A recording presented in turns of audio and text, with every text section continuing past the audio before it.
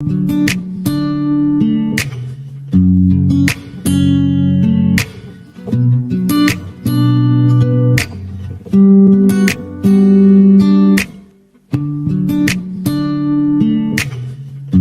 Dale un fuerte aplauso a Dios, hermanos. Dele un abrazo al que está ahí a su lado. Dele un fuerte abrazo a su hermano que está ahí al lado. Bendiga su vida.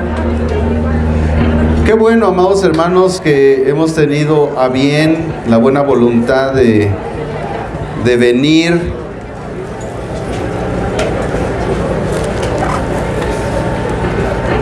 y darle gracias a Dios, ¿verdad? Estar aquí presentes para darle gracias a Dios por todas sus bendiciones, todas sus bondades. Hoy en la mañana hice una publicación que decía, haciendo alusión a un mensaje que vi de una hermana, y decía que Dios, el Señor Jesucristo nos dijo que nos amaba y lo demostró. Nosotros decimos que lo amamos, pero ¿cómo lo demostramos? Así que puse la frase: ora, lee la Escritura, congrégate, sirve y vive. Porque ese es el bien de todos nosotros, hermanos, el poder servir a Dios, el poder estar en comunión con Él, el poder servir a los demás y el poder vivir en esos principios que son de gran bendición para nuestra vida. Le doy muchas gracias a Dios, hermanos, que me da la oportunidad de compartirles la palabra, porque es muy edificante siempre. La Biblia dice: ¿acaso tú que enseñas no eres también enseñado? De tal manera que yo también aprendo de parte de Dios, me va guiando, me va moviendo, ¿verdad? Y es impresionante cómo el Señor nos puede mostrar tantas cosas de cosas tan pequeñas. Ayer que estaba en clase en el instituto, ahí en el instituto estaba en clase y decía el profesor: si tan solo estudiáramos y tratáramos de explicar Génesis 1 y 2, nos pasaríamos toda la vida tratando de explicarlo. Y la verdad que sí, es impresionante. Amados hermanos, hoy nos toca compartir el Evangelio de Mateo en el capítulo 16 que estamos. En el versículo 21, fíjese que bastó un solo versículo para que pudiera yo encontrar de parte de Dios cuatro grandes enseñanzas. Un solo versículo nos puede dirigir a cuatro verdades importantes. Hoy, hermanos, yo le he puesto por título: 4 necesidades absolutas. 4 necesidades absolutas, y está basado en el versículo 21. Y va usted a ver todo lo que se puede sacar de un solo versículo con respecto a las palabras de Jesús. Es verdaderamente, hermanos, increíble. De verdad me quedé asombrado de todo lo que el Señor muestra solamente a través de un solo versículo. Dice Mateo 16, 21: desde entonces comenzó Jesús a declarar a sus discípulos que le era necesario ir a Jerusalén y padecer mucho a manos de los ancianos, de los principales sacerdotes y de los escribas, y ser muerto y resucitar al tercer día. Con esas palabras, nosotros podemos encontrar fácilmente 4 necesidades absolutas.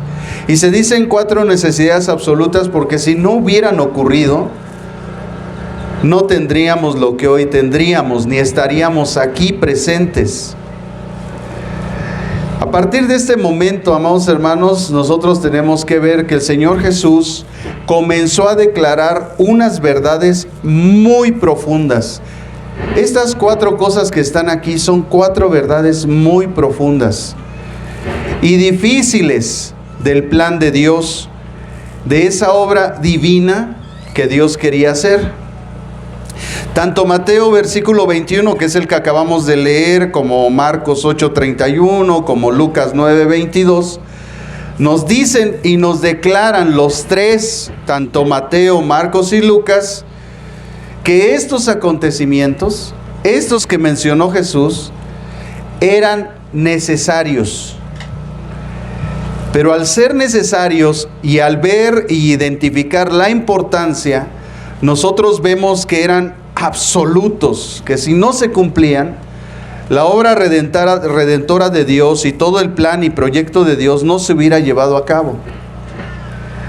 Así que estos acontecimientos nosotros ya los habíamos visto o nos habían sido revelados desde que el profeta Isaías, hace muchísimos años antes, en el capítulo 53 de su libro, había anunciado los sufrimientos del Mesías. Pero escuche estas cosas que le voy a mencionar, porque usted se va a dar cuenta que estas cosas que le voy a mencionar pueden ser las cosas que a usted le están impidiendo ver los propósitos, el plan y el proyecto de Dios para su vida. ¿Y sabe por qué? Porque fueron las cosas que estorbaron a los religiosos y a la gente del tiempo de Jesús. Un corazón endurecido, una conciencia cauterizada por el pecado, la falta de arrepentimiento.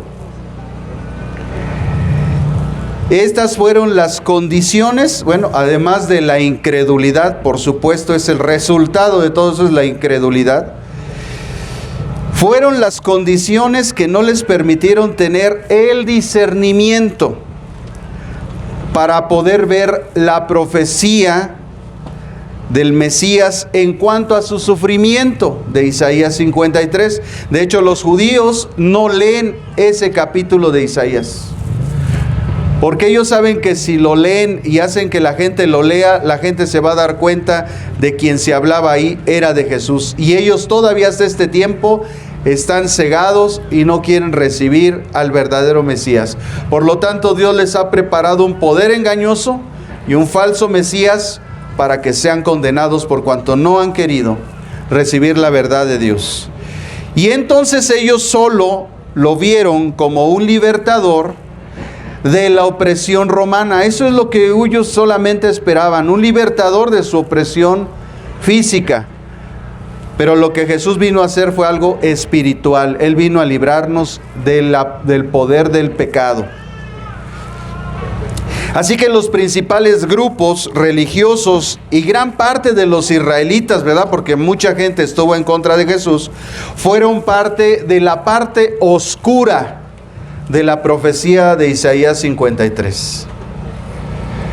En este verso 21, hermanos, Jesús revela el plan de Dios siguiente, porque ya había demostrado, él había dicho acerca de las cosas que del reino de Dios, los principios del reino de Dios, para que la gente pudiera tener la revelación de en lo que consiste el reino de Dios.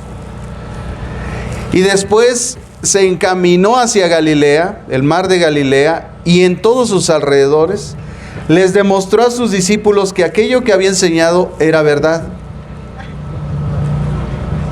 Pero a partir de ese momento da una verdad que muestra los planes y los proyectos de Dios que siguen. Hermanos, cuando nosotros estudiamos la Biblia de esa manera, de una forma sistemática, de verdad nos quedamos atónitos de cómo Dios lleva un proceso tan perfecto, tan claro, y que solamente el Espíritu Santo nos puede mostrar cuando nosotros somos diligentes en la palabra de Dios. Cuando nosotros buscamos profundamente las verdades de Dios. No solamente leer por encima y ya leí. No, sino buscar profundamente cuál es el significado. ¿Por qué Jesús dijo esas palabras?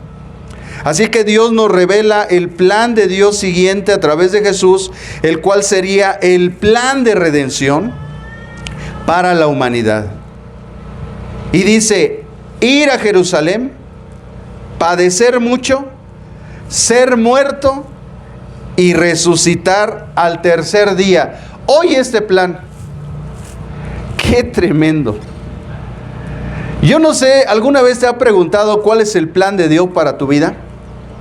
Hermanos, el plan de Dios para la vida de Jesús, lo que seguía después de su predicación alrededor de todo el mar de Galilea y todo lo que enfrentó Jesús, era este: subir a Jerusalén, padecer mucho, morir y resucitar.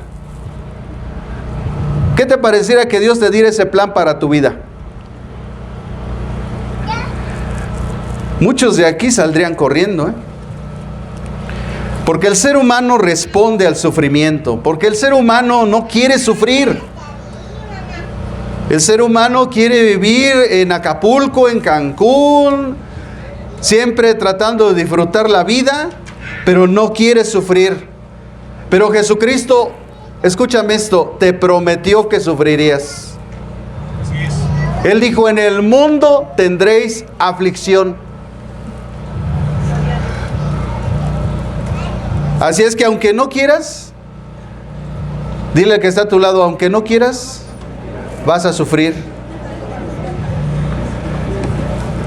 El plan de Dios para la vida de Jesús era subir a Jerusalén, padecer mucho, o sea, no poquito, mucho, y además ser muerto y después resucitar. Hermanos, ese es el plan de redención. Lo que seguía después de la predicación y las enseñanzas de Jesús es, ahora sí, el proyecto y el plan de Dios para la redención. Eso es extraordinario, hermanos. Ese es lo que nos tiene hoy aquí. Si Jesús no hubiera hecho lo que hizo, nosotros no estaríamos aquí. En este verso 21, y que hoy vamos a estudiar, hermanos, nosotros vemos esas 4 necesidades absolutas. Así es que, como ya lo mencioné, vamos a verlo primero. Y van a ver, hermanos, todo lo que yo encontré. Es increíble, de verdad. Es algo maravilloso, maravilloso. Versículo 21 dijo, le era necesario subir a Jerusalén. Vean la palabra necesario, era una necesidad, así como comer, como dormir, necesidad. Por eso le llamé absoluta, porque esa necesidad no es una necesidad como comprarte un pantalón. Bueno, te lo puedes comprar o no te lo puedes comprar, no es realmente una necesidad de vida. Se torna absoluta cuando esa necesidad da vida, cuando esa necesidad, si no la cumples, vas a morir. Es como tomar agua, si no tomas agua te mueres, si no comes te mueres, si no descansas te enfermas y después te mueres. Era una necesidad absoluta. Él tenía que subir a Jerusalén. La pregunta que me surgió fue, ¿por qué? No hubiera hecho esa pregunta, hermano, porque vean todo lo que Dios me dijo. Jerusalén, porque la ciudad de Jerusalén antes se llamaba Salem. Salem. Acompáñame a Génesis capítulo 14, versículo 18 al 20. Génesis capítulo 14, 18 al 20. Génesis 14, 18 al 20. Dice, entonces Melquisedec, rey de Salem y sacerdote del Dios Altísimo, sacó pan y vino y lo bendijo, diciendo, bendito sea Abraham, el Dios Altísimo, del Dios Altísimo, creador de los cielos y de la tierra. Y bendito sea el Dios Altísimo, que entregó a sus enemigos en tus manos. Abraham, hermanos, desde ese tiempo había subido a Jerusalén, que en ese tiempo se llamaba Salem, donde había un rey que se llamaba Melquisedec, al cual lo llamaban el sacerdote del Dios Altísimo. Ahí había un rey entonces, como les dije, llamado Melquisedec. Sedec, o sea, la última frase de Melquisedec, o sea, la palabra Sedec, originalmente este Melquisedec solamente se llamaba Sedec, que significa, la palabra Melquisedec significaba originalmente, Sedec es rey. Sedec es rey. Sedec significa también justicia, por lo que después se identificó el nombre Melquisedec como rey de justicia en Hebreos 7:2. En Hebreos 7:2, el escritor de los Hebreos, él nos describe que Melquisedec se le llamaba también rey de justicia. Y se dice que este rey era sacerdote del Dios Altísimo. Él habitaba en Salem, que después fue Jerusalén, por lo que Jesús, escuche esto, Jesús tenía que hacer la paz en la ciudad de la paz. ¿Por qué? Porque también Melquisedec fue llamado rey de Salem, que significa rey de paz, como Shalom, paz o bienestar, de donde se deriva la palabra Salem o Jerusalén, la ciudad de la paz. O sea, Jesús tenía que hacer la paz en la ciudad de la paz. No iba a venir a Nextlalpan, no iba a ir al distrito, tenía que ir a la ciudad de la paz. Pero si usted piensa que eso es todo, no, hermanos, fíjese bien. Este reino de Salem tenía como Dios a un Dios al cual llamaban ellos el Elión. El Elión, es decir, el Dios Altísimo. Antes de la conquista de la ciudad por David, en 2 de Samuel, capítulo 5, versículos 6 al 9, nada más le doy la referencia, 2 de Samuel, capítulo 5, 6 al 9, ahí David conquista Salem, y por ser la capital, él la hizo la capital de su reino, y la llamó la ciudad de David. Así Jerusalén, cuando adquiere su nombre Jerusalén, se le llamó la ciudad de la paz. Entonces Jesús tenía que subir a la ciudad de la paz, a hacer la paz. ¿Hacer la paz con quién? Dice la Biblia que nosotros éramos enemigos de Dios. Dice la Biblia que la ira de Dios estaba sobre nosotros. Pero Él fue a hacer la paz ahí para con nosotros, que éramos antes gente sin el conocimiento de Dios, gente impía, sin querer reconocer a Dios. Y Él quería hacer la paz para con todo el mundo. Así que Yerushalayim, que es la palabra hebrea Yerushalayim, Yeru significa ciudad y Shalayim significa paz.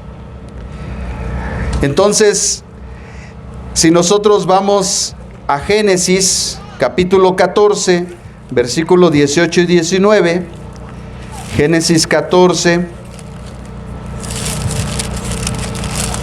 18 y 19, vamos a leer esto. Entonces Melquisedec, ¿verdad?, que era rey de Salem o de Jerusalén, y sacerdote del Dios Altísimo, o sea, sacerdote de El Elión, sacó pan y vino y lo bendijo diciendo: bendito sea Abraham del Dios Altísimo, creador de los cielos y de la tierra, y bendito sea el Dios Altísimo que entregó a tus enemigos en tus manos.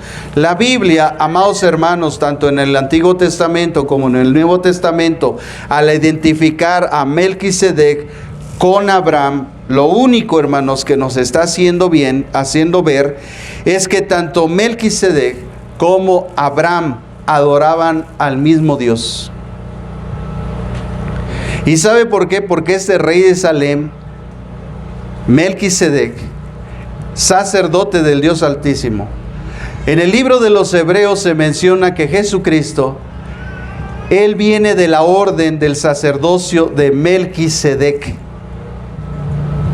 De esa orden, no de la orden de Aarón, no de la orden levita, sino de la orden de Melquisedec, el sacerdote del Dios Altísimo.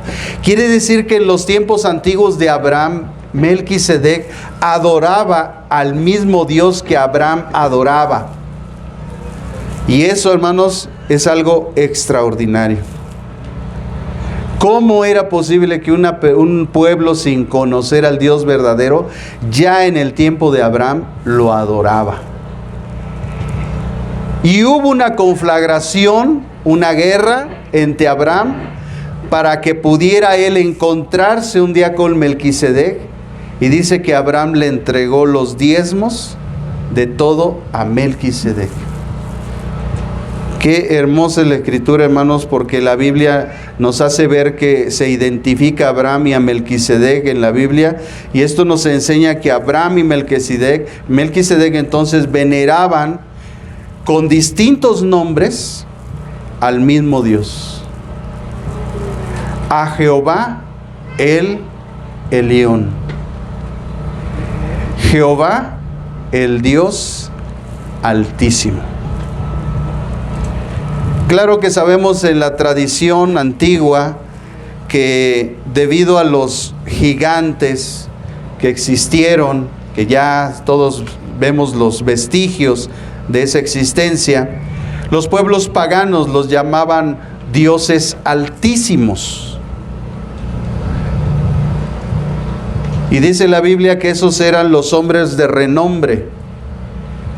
Eran mitad humanos y mitad dioses, porque los hijos de Dios se metieron con las mujeres y entonces nacieron seres con ciertos poderes sobrenaturales y que además eran gigantes. Y a esos les llamaron dioses. Entonces surgió la mitología romana y la mitología griega. Y no era sino eso, hermanos, que ellos los llamaban dioses altísimos. Y en el tiempo de Abraham existía un Dios ahí en Jerusalén, al cual adoraba Melquisedec, al cual él le llamaba el Elión, el Dios Altísimo. Y Abraham y Melquisedec adoraban al mismo Dios. Es por eso que la Biblia los relaciona a Abraham y a Melquisedec, porque ellos, sin darse cuenta, ellos adoraban al mismo Dios, aunque ellos los nombraban de diferente forma. Pero era el mismo Dios al que adoraban. Este reino eterno de paz, este reino eterno de paz que estaba ahí desde el tiempo de Abraham, y que además en el pacto que Dios tenía con David, porque, hermanos, el problema que existe es que mucha gente, como no estudia y dice saber, inventa cosas. Pero si la gente supiera que hay 5 pactos en la Biblia, 5 pactos bíblicos: el abrámico, el palestino, el davídico y el nuevo pacto. Y dejé al último el mosaico, porque los 4 primeros son pactos incondicionales y son pactos eternos.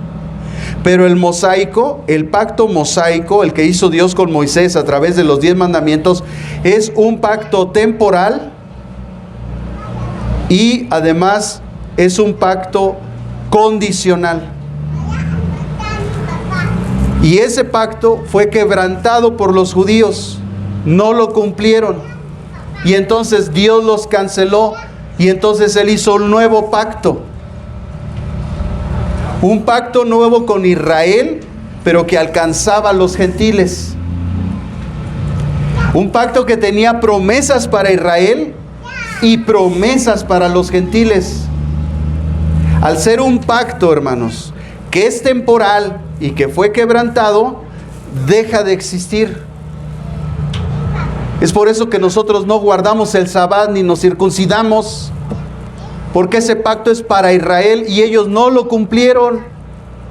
Y todas las maldiciones y todas las promesas, como no cumplieron las promesas, les cayeron las maldiciones, al grado que llegan al último profeta, que es Malaquías, y les dice Dios: maldito soy con maldición. Y ustedes dirán: ¿por qué? Porque ustedes no han cumplido con sus ofrendas y sus diezmos, y les cae una maldición al pueblo de Israel, porque ellos no cumplieron el pacto de Dios. Ese pacto quedó abrogado. Nosotros ya no tenemos que guardar el Sabbat ni hacer esas cosas, porque es un pacto mosaico y es un pacto hecho con Israel, no con los gentiles. Pero la gente, como no estudia, como no aprende, es engañada allá afuera. Y al rato ya traen una kipa, al rato ya caminan despacio, ya no comen carne de puerco, ya no toman coca, ya no toman café. Soburros.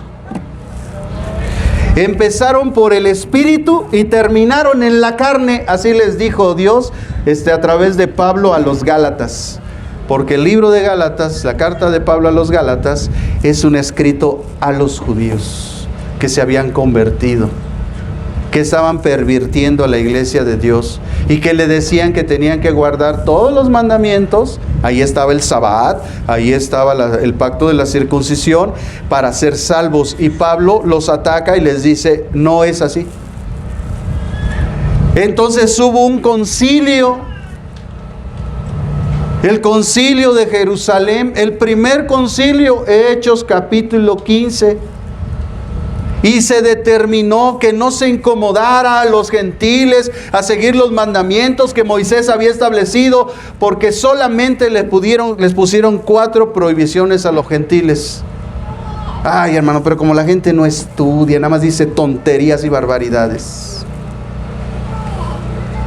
Pero el pacto abrámico, así llamado después pacto palestino, que es la promesa de Dios de que Él regresaría a todo su pueblo, a Israel. En eso consiste el pacto palestino, en que todo el pueblo de Dios iba a regresar un día a Israel. ¿Qué está pasando ahorita? Se está cumpliendo en parte esa profecía del pacto palestino, porque el pueblo de Israel apenas está regresando. El pacto davídico, tanto el pacto palestino como el pacto davídico y como el nuevo pacto, son la continuación más ampliada del pacto abrámico. ¿Cuál fue el pacto abrámico? Cuando Dios le dijo a Abraham: en ti serán benditas todas las naciones de la tierra. Ya no nada más Israel, todas las naciones de la tierra. Y viene el nuevo pacto y ahí se cumple esa promesa. Ay, hermano, pero de verdad a veces me desespera la gente, hermano. Pero no quieren venir a aprender y van a ser engañados allá afuera. Al rato usted los va a ver con chanclas, con mantos largos, con una kipa, con la barba, con las trenzas, pareciendo judíos. ¿Y todo por qué? Porque no quieren estudiar. Porque es más interesante el Apocalipsis, dicen. De verdad, hermanos, la gente, no sé, a mí sí a veces me desespera. Porque el problema, amados hermanos, es que nosotros tenemos este libro y lo podemos estudiar y lo podemos escudriñar y podemos encontrar cosas impresionantes. Pero la gente no quiere estudiar, se conforma con lo que sabe, cree que eso es verdad, lo que él sabe, lo que le dicen, es engañada. No entienden los principios básicos de la Escritura. Pregúntales qué pactos saben. No saben. ¿Dónde están? ¿En qué consisten? Y usted va a ver que no saben. Pero andan en el Apocalipsis. No han pasado el Génesis. Ya quieren ir al Apocalipsis. Dios mío. Hermanos, este Rey eterno de paz que Dios iba a establecer a través de Jesús al subir a Jerusalén. Por eso subió ¿Por qué no fue a Samaria? ¿Por qué no fue a otro lado? ¿Por qué precisamente Jerusalén? Porque es la ciudad de la paz. Es el donde estaba el pacto del rey David. De su descendencia vendría el Mesías. Y el Mesías consolidaría ahí el pacto con Israel y con el pueblo gentil. ¿En dónde? En la ciudad de la paz, en Jerusalén. La ciudad bendita de Dios, porque la ciudad bendita de Dios no es Roma. La ciudad bendita de Dios es Jerusalén. Ahí es donde está la presencia de Dios. Ahí es donde Dios quiso que estuviera su presencia. No es en el Vaticano, no es en Roma, es en Jerusalén. Es la ciudad de la paz, es donde se hizo el pacto davídico, donde se ratificó, donde se cumplió a través de Cristo, en la ciudad de la paz. Este reino eterno, hermanos, o este rey eterno, que se hablaba de David, pero David murió, entonces no era esa palabra. En David se cumplió de que de él saldría la descendencia. Jesús, él era el rey eterno. Por eso él subió a Jerusalén, porque la profecía decía que el reino de David sería eterno en su descendencia, porque de ahí vendría el Mesías, y el Mesías es Cristo, y Cristo es Dios, por eso el reino sería eterno. Entonces nosotros, hermanos, leemos en las Escrituras en Colosenses 1:20, Colosenses 1:20, Colosenses 1:20, y por medio de él reconciliar consigo todas las cosas, así las que están en la tierra como las que están en los cielos, haciendo la paz mediante la sangre de su cruz. Por eso subió a Jerusalén, porque él tenía que hacer la paz en la ciudad de la paz. Ahí él iba a entregar su sangre, porque ese era el precio que se iba a pagar. Ese era el precio de la redención, su sangre. Por eso Jesús se encaminó para allá. También podríamos leer, hermanos, Efesios 2:14 al 16. Efesios capítulo 2, 14 al 16.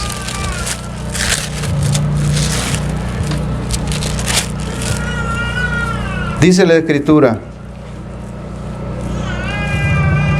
Él es nuestra paz. Está hablando Pablo acerca de Jesús, porque lo que acaba de decir en el 13, pero ahora en Cristo Jesús, vosotros que en otro tiempo estabais lejos, habéis sido hechos cercanos por la sangre de Cristo.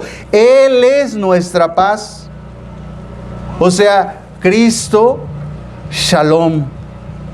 Él es nuestra paz, que de ambos pueblos hizo uno. ¿Cuáles ambos? Israel y los gentiles, derribando la pared intermedia de separación, aboliendo en su carne las enemistades, la ley de los mandamientos. ¿La ley de qué? ¿Y qué le pasó a esa ley? Quedó abrogada. Hermano, ¿qué significa eso? Métete un diccionario, investiga qué significa abrogamiento. Quedó cancelado la ley de los mandamientos. ¿Y cuáles eran los mandamientos? ¿No estaba ahí el Sabbat? Ay, Dios mío. De verdad, ten misericordia de esos imitaciones de judíos mexicanos. Aboliendo en su carne las enemistades, la ley de los mandamientos expresado en ordenanzas, para crear, ahí está, nuevo pacto en sí mismo de los dos, un solo y nuevo hombre, haciendo la paz, y mediante la cruz reconciliar con Dios a ambos en un solo cuerpo, al pueblo de Israel y al pueblo gentil, un solo cuerpo, matando en ellas las enemistades. Y vino y anunció las buenas nuevas, o sea, el evangelio de paz, a vosotros que estabais lejos y a los que estáis cercas. Porque por medio de él, los unos y los otros, o sea, los judíos y los gentiles, tenemos entrada por un mismo espíritu. ¿A quién? Al Padre. Entonces, cuando Dios hace la paz, nos entrega de su Espíritu para que podamos entrar con el Padre. Entonces la gente allá afuera puede tener una religión y decir que se acerca a Dios, pero si no tiene al Espíritu de Dios, no puede acercarse a Dios. Todos estos principios los vemos claramente aquí, hermanos. Por eso Jesús tenía que subir ahí. Lo triste, amados hermanos, de esta ciudad es que después en el libro de Apocalipsis, en el capítulo 11, versículo 8, recibe un nuevo nombre. Ya no es la ciudad de la paz, ahora se va a llamar Sodoma. Qué tremendo. Qué tremendo que por mucho tiempo, a través de las generaciones, era la ciudad de la paz y terminé siendo una ciudad de maldad y de pecado. Apocalipsis 11, 8. Esa es la profecía para esa ciudad. ¿Y saben todo por qué? Porque no recibieron al Mesías. Apocalipsis capítulo 11, versículo 8. Sus cadáveres están en la plaza de la gran ciudad que en sentido espiritual se llama Sodoma y Egipto, donde también nuestro Señor fue crucificado. ¿Dónde fue crucificado Jesús? En Jerusalén. La ciudad de la paz cambió de nombre, hermanos. Va a cambiar de nombre. Ahora va a ser Sodoma y Egipto. Sodoma por el pecado y Egipto por constituirse en enemigos de Dios. Porque Egipto siempre representa a los enemigos de Dios en la Biblia. ¿Se da cuenta? Qué tremendo es esto, hermanos. Así Jesús nos enseñó que la fe, la fidelidad e integridad que Él demostró, producen la aceptación de la voluntad de Dios, cualquiera que ésta sea.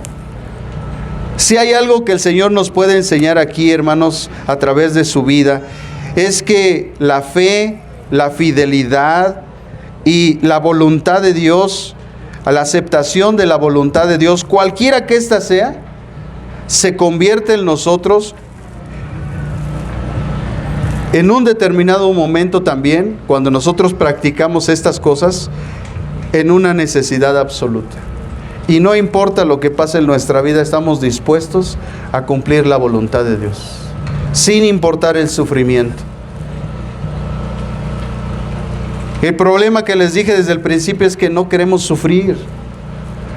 El cuerpo o el ser humano común reacciona al sufrimiento. Pero la Escritura dice que nos debemos de gozar cuando estemos pasando en diversas pruebas.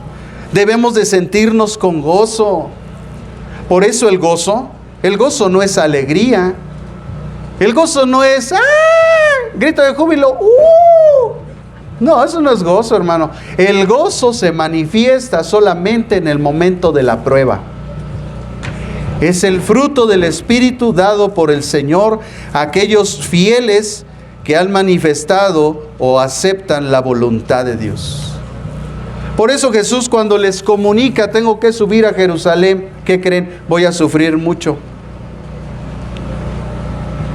Voy a morir, voy a resucitar. Inmediatamente, hermanos, si nosotros leemos más para abajo, que es un tema para la próxima semana, Pedrito le dice, no, Señor, que esto no te acontezca. Ten misericordia de ti mismo. Imagínate, ten misericordia de ti mismo. Y saben las palabras de Jesús, le dice, apártate de mí, Satanás, porque tú solamente pones la mira en las cosas de abajo. Porque la gente que no está dispuesta a sufrir, la gente que no quiere recibir la voluntad de Dios para su vida, en medio del sufrimiento o cualquier circunstancia que esté en su vida, que no quiere aceptar, está bajo el influjo de Satanás. Porque Dios ha tenido un propósito en nuestra vida. Nosotros no somos eternos. Tenemos que ya carburar, amados hermanos, que Dios ha establecido un tiempo de vida para nosotros. Que Él ha establecido cómo vas a morir, cuándo, dónde, a qué horas, en qué segundo y de qué forma. Y quieras tú o no, así va a ser. Aquí el problema es cómo vas a llegar a ese punto. ¿Cómo vas a llegar listo para irte con Él? ¿O no estar listo para irte al infierno? Ese es el punto. Así yo vi en la vida de mi madre, hermanos, si mi madre no hubiera venido a Cristo, porque el medio por el cual ella iba a morir, que era la enfermedad de cáncer, ya había sido establecido. Ya había sido establecido el día, ella iba a morir de cáncer. Pero a Dios le plació salvarla antes de ese tiempo. Entonces nos damos cuenta que aunque padeció y aunque estuvo enferma, ella está con el Rey de Reyes. Y esa es la verdad, porque Él vino a buscar y a salvar lo que se le había perdido. Si ya lo salvó, ¿para qué lo quiere aquí? Vámonos. Pero tú quieres ser eterno en la tierra. Te aferras aquí al mundo. Entonces te dan una mala noticia y te estás desarmando. Cuando lo que debería haber en tu corazón, Señor, mira, si es tu voluntad, aquí estoy. Si me vas a pasar por una prueba y después me vas a sanar, dame la fortaleza. Pero mientras eso sucede, Señor, yo te alabo y te bendigo. Ah, qué diferencia, hermano. Ah, pero cristianitos, hermanos, chillones. Entiendo, hermanos, si no es, o sea, yo sé que una mala noticia nos quebranta y decimos, híjole, o sea, ¿cómo? Pero a pesar de eso, hermanos, nuestra esperanza está en Él. Oye, si tú vas a buscar a alguien y lo encuentras, ¿para qué lo dejas ahí? Vámonos, ¿no? Llega por tu hermano, me mandaron por ti que te buscara, pues es que andas aquí en Plaza Coacalco y ya son las 12 de la noche, me mandó mi mamá por ti. ¿La vas a dejar otra hora? ¿2 horas? No, ya la agarras y te la llevas, ¿sí o no? ¿Tú para qué la dejas ahí? Entonces Dios sí vino a buscarnos y a salvarnos, y ya nos buscó, nos encontró y nos salvó. ¿Para qué seguimos aquí? Si ese es el medio, hermano, Señor, para que me vaya contigo, vámonos. Vámonos. Y ahí me alcanzan los demás. No pasa nada. Ese era el propósito de Dios, encontrarnos, salvarnos, llevarnos con Él. Entonces ya nos encontró, ¿para qué nos deja aquí? Vámonos. Vámonos al pachangón. Allá te están esperando tu familia. Ellos están orando a Dios para que ya todo se acabe. El mundo se está dividiendo, está a punto de entrar en una guerra. Hay un montón de cosas sucediendo. ¿Y tú quieres estar aquí? Va a aparecer el anticristo. Va a venir la ira de Dios en este mundo. ¿Quieres estar aquí? Vámonos. Pero la gente está aferrada al mundo, porque vive en lo que Jesús un día nos advirtió, en los afanes, afanados. ¿De qué te sirve ganarte todo el mundo si tu alma se va a perder? ¿Para qué? Si otro más listo, cuando tú te mueras, va a agarrar la tarjeta y la va a vaciar. Tú la guardabas. Ay, no, es que mi dinero, no, que nadie se lo gaste, no, nadie le presta, no. Te mueres. Llega el hijo, la hija. Ay, mira. Ay, hasta aquí escribió la clave mi mamá. Pum, saca el billete, se va a Acapulco y tú toda la vida estuviste sufriendo. Y aquella lo disfrutó. Pero tú por afanado. No os afanéis, dijo Jesús. No se afanen. Hay cosas mejores allá arriba. ¿Para qué estamos aquí? Claro, hermano, pues ¿quién quiere dejar los hijos, la esposa? Pero pues dijo el Señor, ya lo estableció. Vámonos. Ahí me alcanzas. Ahí te espero cuando llegues. Sirve que te presento a Adán y Eva para que los cachetees. Por su culpa estamos aquí, hermano. Por eso, hermanos, escuche esto, de verdad grábeselo en su cabeza. A ver, péguense aquí para que se le vacíe y le caiga algo nuevo. Por eso el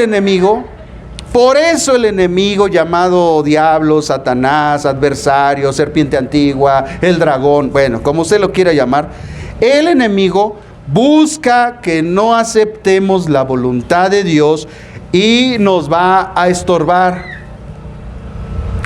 Él va a querer que nosotros no hagamos la voluntad de Dios. Él siempre nos va a estorbar. Oye, hermano, en la Biblia hay un libro tan maravilloso. Ese libro, hermanos, nos enseña, ya lo debiste haber leído, pero muchísimas veces, ya lo debiste haber estudiado, porque ese libro ahí nos muestra por qué sufren los justos. Me estoy refiriendo al libro de Job. Si tú quieres saber por qué estás sufriendo, por qué padeces, por qué te pasan cosas, ya deberías de haber estudiado ese libro. Ahí dice por qué. Y además nos muestra un hombre con las características que muy pocos hombres recibieron de parte de Dios. Hombre justo, bueno, apartado del mal, íntegro. Oye, a ti te dicen que por acá abajito te doy una feria. Sí. ¿Cuál integridad? Eres un ladrón. Eres un gandalla. Ahí tiene la televisión, mal un bulbo, se lo cambias. Fueron 3,000, porque fíjese que le cambié, fíjese que le quité. Ladrón, ladrón, ladrón. Ah, pero aquí alabas, lloras. Ah, está la alabanza.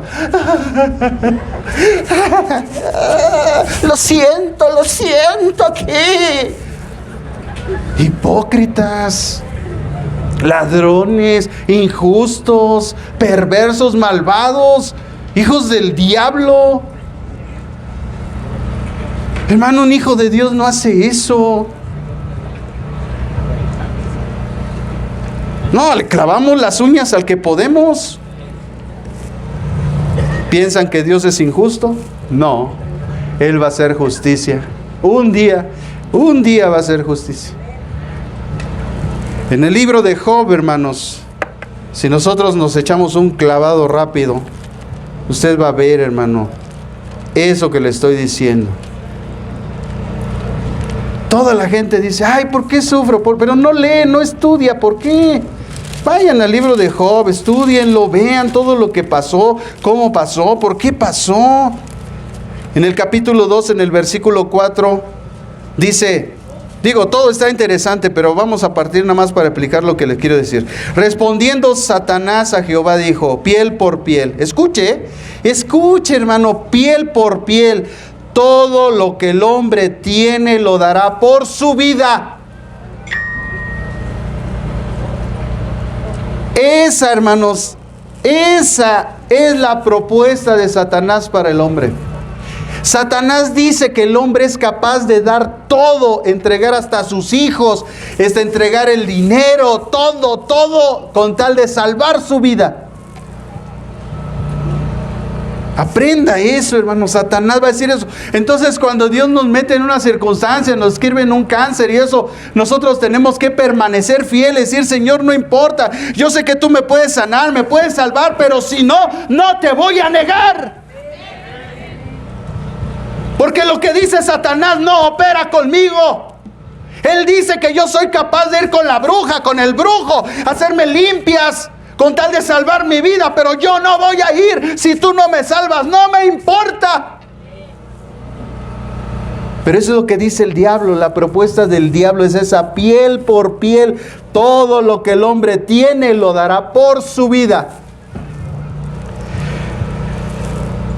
Entonces dice, pero extiende tu mano, toca su hueso y carne y verás si no blasfema contra ti en tu misma presencia. ¿Quién iba a tocar a Job? ¿El diablo? No, era Dios. El diablo no puede hacer nada sin la voluntad de Dios, hermano. Está hablando Satanás y él está diciendo, pero toca. Le está diciendo a Dios, pero toca. Extiende tu mano, toca su hueso y su carne y verás si no blasfema contra ti en tu misma presencia. Satanás es el canchanchan de Dios, hermanos. Yo no sé cómo hay gente que lo adora, a un canchanchan.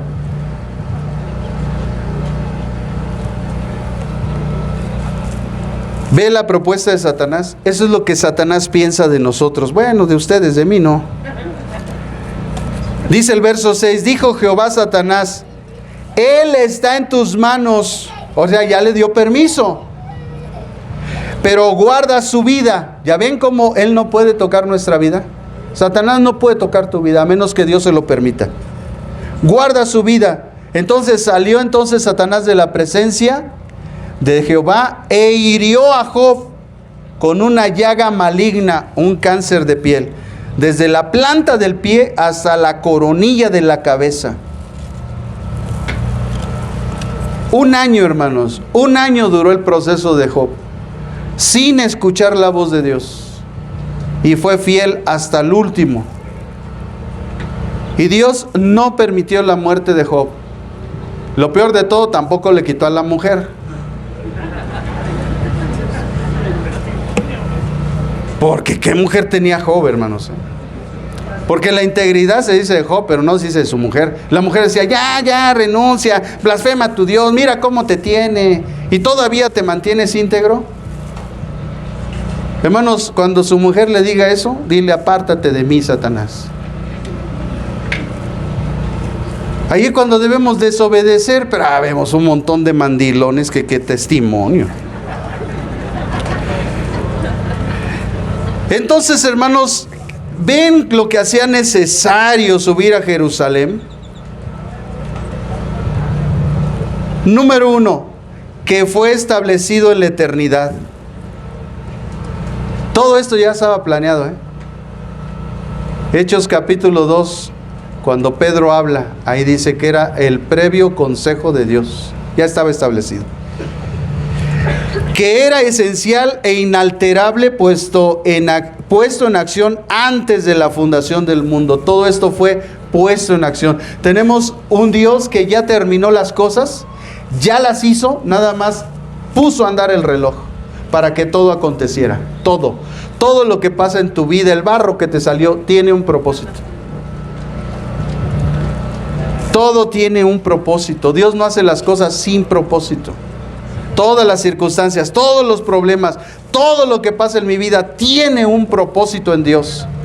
Cuando yo empiece a ver así la vida, hermano, yo voy a cambiar de pensar en muchas áreas. Porque mucha gente se queda en el sufrimiento. Pues es que yo sufrí, es que yo no tuve a mi papá, yo no tuve a mi mamá, es que yo no tenía zapatos, y estamos con esos traumas. Y ahí se queda la gente. Pero no entiende que todo eso tiene un propósito en su vida. Es el trato de Dios. Si con un justo llamado Job actúa así Dios, ¿tú quién eres? ¿Tú eres íntegro, justo, bueno, apartado del mal? Ya ven, hermanos, ya ven cómo nosotros no sabemos ni lo que decimos, ni lo que pedimos, ni lo que hacemos. Deberíamos de darle gracias a Dios. Gracias, Señor. Gracias por esta prueba. Gracias. Porque el problema no es que la reprobé, el problema es qué hice después. ¿La sigo reprobando? ¿O ya me arreglé? ¿O ya entendí? ¿O ya aprendí? Eso es lo que Dios quiere ver después. ¿Qué vas a hacer? Hermanos, si el decir que es una debilidad no es un pretexto para seguir pecando, es una alerta para dejar de pecar. Porque eso es lo que dice Romanos: los que andan en la carne no tienen al Espíritu de Dios, y los que andan en el Espíritu, esos sí tienen al Espíritu de Dios. Te deberías de preocupar si no puedes dejar el pecado, porque lo que está pasando en tu vida es que Dios te está revelando que no tienes al Espíritu de Dios, y si no lo tienes, vas directito al infierno. Aunque vengas aquí cada domingo, aunque escuches, no somos salvos por venir aquí, somos salvos por tener al Espíritu de Dios en nosotros. Por eso Pablo en Romanos 8 más abajo dice: si es que el Espíritu está en ti, si es que, porque si no, vas a seguir como sigues. Pero ya te deberías de dar cuenta que vas a ser de los que se van a quedar y vas a ser de los que van directitos al infierno. Ya deberías de saberlo. Y si no lo sabías, pues ya te lo comuniqué. Vas directito. Era necesaria esa remisión. O sea, era necesario que Jesucristo subiera, presentara la ofrenda delante de Dios con su carne y su cuerpo y su sangre, para que hubiera remisión de pecados. Hebreos 9:22. Además fue un decreto soberano. Romanos 8:29 y Efesios 1 del 4 al 5. Efesios 1 del 4 al 5, Romanos 8:29. En su casa, hermano, estúdielo por piedad. Que fue un decreto soberano, después que fue una promesa profética. Era una promesa profética, Salmo 16, Salmo 22, Isaías 53. Por eso subió Jesús, porque era una promesa profética. No fue nomás porque sí, hermano. Jesús no nos dijo, voy a subir a Jerusalén, nomás porque sí. Tiene un trasfondo que nosotros debemos de conocer, aprender, entender, porque, hermanos, es por nuestra ignorancia que seguimos pecando, es por nuestra oscuridad en nuestra mente, la dureza de nuestro corazón, nuestra incredulidad, lo que está haciendo que nosotros sigamos donde estamos. Bueno, esta iglesia no, ¿verdad? Gracias a Dios ya todos hemos entendido. Es para los de internet, los que están ahorita van a escuchar más adelante el mensaje. La segunda necesidad absoluta, hermano, también está en el versículo 21. Y dice ahí la escritura: y padecer mucho en manos de los ancianos, de los principales sacerdotes y de los escribas. La profecía, amados hermanos, de Isaías 53 había declarado el sufrimiento del Mesías. Y aquí Jesús menciona tres principales autoridades religiosas de la época. Las tres principales. Estas autoridades integraban el Sanedrín, el consejo judío. Los ancianos eran líderes de varias tribus esparcidas por todo Israel. Recuerde que Israel tenía 12 tribus y de cada tribu había un representante, y estos los llamaban los ancianos. Eran miembros del Sanedrín. ¿Ante quién fue llevado Jesús? Ante el Sanedrín. Los principales sacerdotes, es decir, estos en su mayoría eran saduceos, aquellos que no creían en la resurrección de los muertos, no creían en los ángeles, no creían en el diablo, no creían en el infierno. Ellos creían que se iban a quedar flotando en el limbo. Esos eran los saduceos. Ese pensamiento sigue hasta nuestra época con los testigos de Jehová. Ahí sigue. No los llamen testigos de Jehová, llámenlos saduceos, porque son los principios que ellos predican. Pero también estaban los escribas. O sea que era la gente muy estudiosa, eran doctores de la ley, pero también dentro de esos doctores de la ley había fariseos. Fariseos que eran los religiosos o de la secta farisea, pero que también eran doctores en la ley. Pero había escribas que no eran de la secta de los fariseos, pero que eran llamados también escribas. Entonces, estos eran la comunidad religiosa a la que se tenía que enfrentar Jesús. Y todo esto estaba profetizado, porque ellos harían sufrir a Jesús. La tercera necesidad absoluta, hermanos, es la necesidad de morir. Dice el versículo 21, y ser muerto. Si usted ve, cada frase que hemos visto tiene una coma. Cuando yo leí y vi una coma de separación, dije, aquí hay algo que yo debo de estudiar. ¿Por qué está separado? Y es cuando Dios te empieza a mostrar. Pero si tú no preguntas, si tú no inquieres en Dios, si tú no estás buscando, pues siempre te vas a quedar por encima. Entonces, ¿qué significa que Él tenía que morir? Esa necesidad absoluta. Pero, hermanos, ¿saben lo que encontré?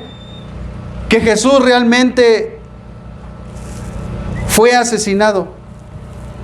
Él fue asesinado. Porque Jesús no fue justamente juzgado. Legalmente no se demostró que fuera culpable de algo. Que bajo la ley romana, porque los judíos no podían matar a nadie porque ellos estaban bajo la ley romana. Ellos tenían sus leyes religiosas. Bajo la ley religiosa ellos tenían que apedrear a los blasfemos y matarlos, pero esa ley no aplicaba en Roma, y como ellos estaban sometidos a Roma, ellos no podían matar a nadie. Es por eso que lo llevaron ante Pilato y ante Herodes, para que ellos dieran la orden. pero dentro de la ley romana no había que por causa de que alguien dijera que era hijo de Dios o que era el rey de los judíos, mereciera la muerte. Es por eso que cuando llega con Pilato, Pilato le dice: yo no he hallado nada mal en él. Digno de muerte, no. O sea, ¿por qué lo quieren matar? Yo no he hallado nada digno de muerte, porque bajo la ley romana no estaba establecido eso. No estaba establecido que él fuera culpable de muerte por el hecho de decir que era hijo de Dios y que era el rey de los judíos, que era el Mesías. Entonces vemos nosotros, hermanos, en Lucas 23, del 1 al 16, Lucas capítulo 23, del 1 al 16, levantándose entonces todos llevaron a Jesús a Pilato y comenzaron a acusarlo diciendo: hemos encontrado que este hombre pervierte a la nación. Vean, ¿cómo va a perder a la nación si estaba diciendo él que él era hijo de Dios? Por eso se pervierte la nación. Pero vean, hermanos, los argumentos de estos hijos del diablo. Y que prohíbe dar tributo a César. ¿Cuándo Jesús prohibió? Ahí le dijeron, a ver, el Roma nos dice que le demos tributo a César. Y Jesús le dijo: a ver, muéstrame la moneda. ¿Y qué le dijo Jesús? Pues denle a César lo que es del César. ¿Estaba él prohibiendo que dieran tributo? No, dice: denle al César lo que es del César. Pero no se les olvide que le den a Dios. Ese es de los pasajes que la gente no lee. Porque aquí sí pagan las deudas, aquí sí pagan, ¿verdad? Si le piden de la luz, pero a Dios no le dan lo que es de Dios. ¡Qué testimonio! Prohíbe dar tributo al César, diciendo que él mismo es el Cristo, un rey. Entonces Pilato le preguntó diciendo: ¿eres tú rey de los judíos? Respondiendo él dijo: ¿tú lo dices? ¿Tú lo dices o es un chisme? ¿No? Pilato dijo a los principales sacerdotes y a la gente: ningún delito hallo en este hombre. ¿Cuál fue la solución? Que no había ningún delito que perseguir. Entonces lo asesinaron, porque cuando matan a alguien sin haber delito, ¿cómo se le llama? Se le llama asesinato. A Jesús lo asesinaron. A él no le hicieron un justo juicio. El versículo 4, el versículo 14 y 15, el versículo 22, Lucas 23 del 17 al 25, dice ahí claramente que no se halló ningún delito en Jesús. Cuando fue con Herodes, tampoco Herodes vio ningún delito. Cuando regresó otra vez con Pilato, Pilato dijo: es que yo no hallo ningún delito. Pero como había una tradición en la que se soltaba un reo de muerte, les dice: bueno, en esa tradición, ¿a quién quieres que le suelte? ¿A Barrabás o a Jesús? Y todos gritaron: Barrabás, Barrabás. Y asesinaron a Jesús. Pidieron a un homicida y mataron al justo. Amados hermanos, eso sigue sucediendo en la actualidad en el área espiritual. Hay gente que sigue matando a Jesús. Y acaban de pasar. Siguen matando a Jesús. Hermano, cuando tú hablas mal de una persona, estás matando a Jesús. Cuando tú hablas de tu hermano, cuando tú hablas de un líder, cuando tú hablas del pastor, cuando tú hablas de la iglesia, estás matando a Jesús. Porque Jesús dijo: los vituperios, o sea, los insultos que a ti te hagan, los vituperios de los que os vituperan, dice, caen sobre mí. Cualquiera, hermano, porque yo no estoy aquí por bueno. Si estuviera por bueno, entonces sí juzgue, me critique, me señale, me máteme si quiere. Pero yo no estoy aquí por bueno, yo estoy por los méritos de Jesús. Así es que si usted me ataca a mí, usted ataca a Jesús, y un día Dios a usted lo va a juzgar. Así como cuando hablas de tu hermano, cuando hablas de alguna persona de esta iglesia, estás atentando contra Cristo. El día que la iglesia entienda esto, se va a dejar de ofender, se va a dejar de criticar, se va a dejar de decir cosas. Por eso cuando hay gente allá afuera que habla de la iglesia, habla del pastor, habla de los líderes, habla de la gente, hermanos, está hablando de Cristo, y un día Dios los va a tener cara a cara. Le decir: ahora sí me vas a decir todo lo que dijiste de mí. Yo, Señor, no, yo no hablé de ti. Yo hablé de Petronila, de Pancha, pero yo no hablé de ti. Pues por cuanto a él se lo hiciste, a mí me lo hiciste. Se les van a caer los calzones ese día a esa gente, hermano. Cuando vea todo lo que hizo. se va a dar cuenta que en vez de ser hijo de Dios era un hijo del diablo. Porque el que es de Dios, dice la Biblia por principio, las palabras de Dios habla. Por eso le digo, aprenda principios. Usted está así porque no aprende principios. Por eso juzga, por eso señala, por eso ataca, por eso maldice, porque no conoce principios. Pero ya quiere ya estudiar el Apocalipsis, dice. Dios mío. Se los va a comer el Apocalipsis, es lo que va a pasar. Usaron entonces ellos de acusaciones falsas y vengativas, porque ellos ya habían propuesto matar a Jesús.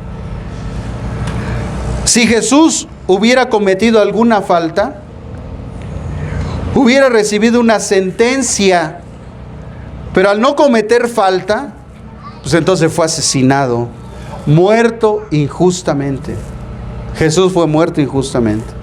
Estas tres autoridades religiosas ya habían decidido deliberadamente asesinar a Jesús. Su verdadera falta o delito de Jesús, ¿sabe cuál fue? No estar de acuerdo con sus prácticas erróneas del culto a Dios. ¿Por qué cree que la religión tradicional nos ataca? Porque nosotros no estamos de acuerdo, al igual que Jesús no estuvo de acuerdo con los fariseos, los saduceos y los religiosos de su época. No estuvo de acuerdo y nosotros tampoco estamos de acuerdo con las prácticas erróneas del culto a Dios. Por eso a Jesús lo mataron. Por eso lo atacaron. Y lo mismo pasa con nosotros, porque no estamos de acuerdo con esas prácticas erróneas del culto hacia Dios. Y también porque decimos la verdad, porque Jesús dijo la verdad, costara lo que costara, le costó su vida. Y nosotros también debemos decir la verdad, cueste lo que cueste. A una cosa de nuestra vida, tenemos que hablar la verdad.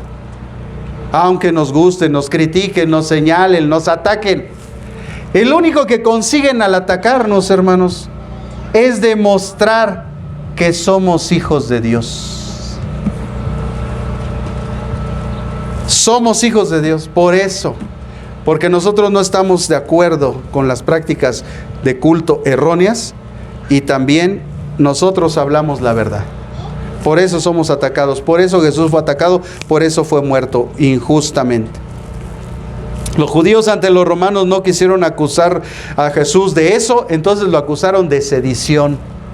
Está en contra de la nación, está en contra del César, sedición, porque por esa causa sí había una condena de muerte. Pero cuando lo llevaron ante Pilato, Pilato dijo, no, él no es un sedicioso.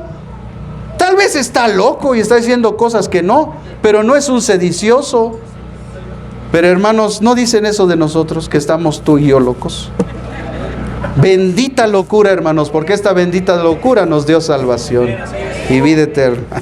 Así que gózate, hermano.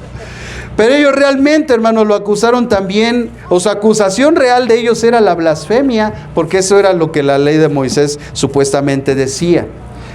Lo cual en las leyes romanas no era un delito de muerte. Así el fin no era juzgarle, sino ajusticiarlo.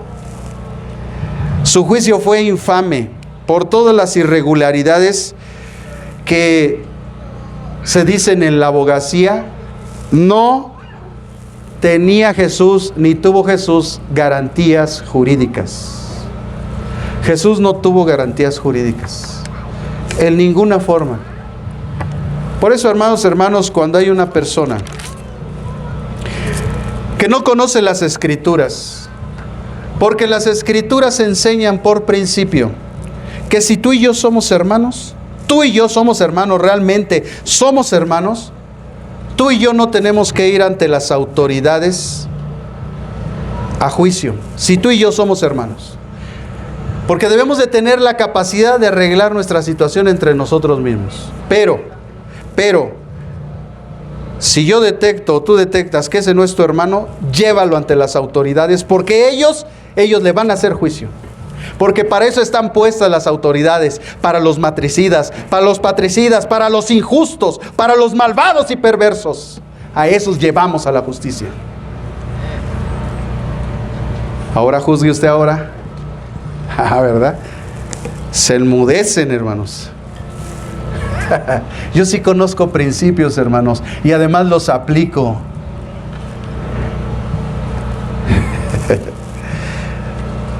Entonces, todas estas aparentes derrotas sufridas por Jesús, hermanos, anteriormente basadas en los padecimientos, son realmente una verdad de victoria.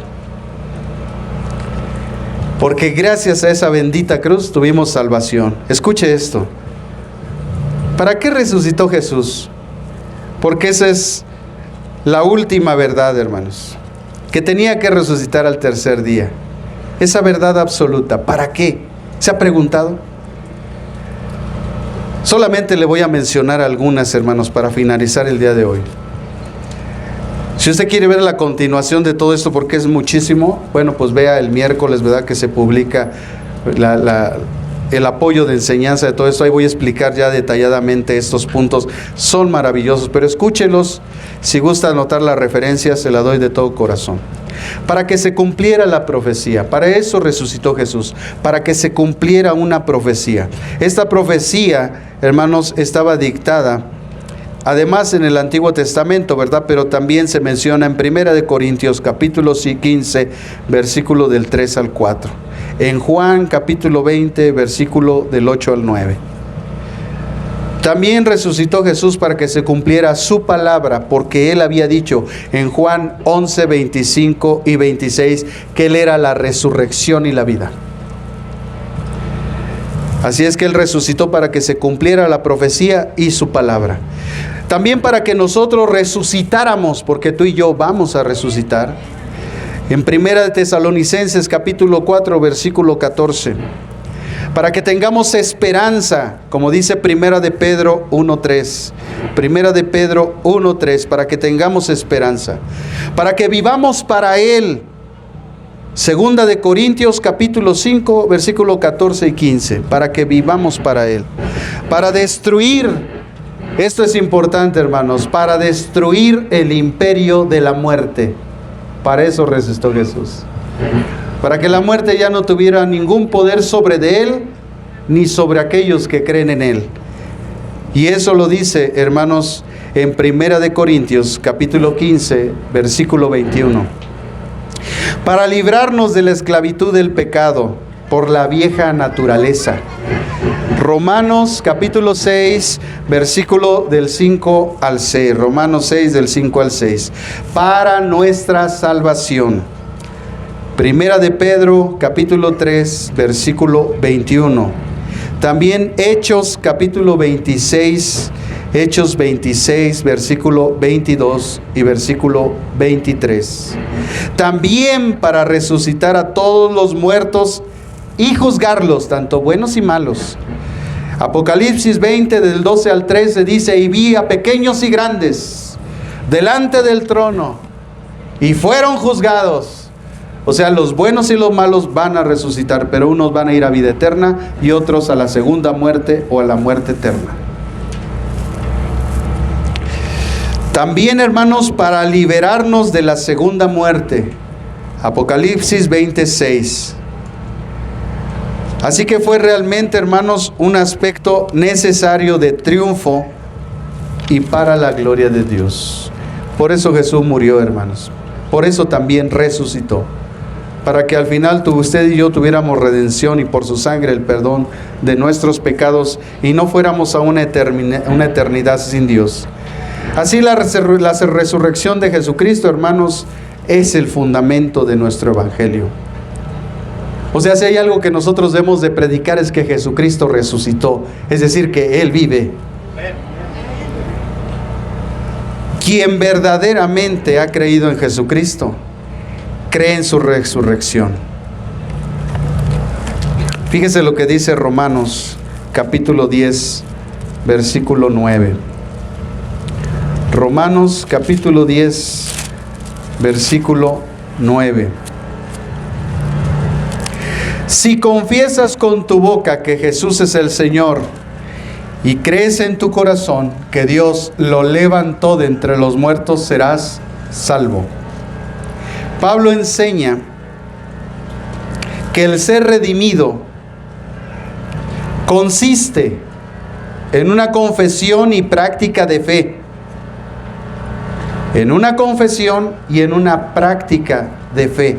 No nada más en la confesión, ¿eh? Porque muchos reciben a Cristo, aquí pasan al frente, sí, yo lo recibo, y sí, pero no practican. Y no, la salvación consiste en la práctica y en la confesión.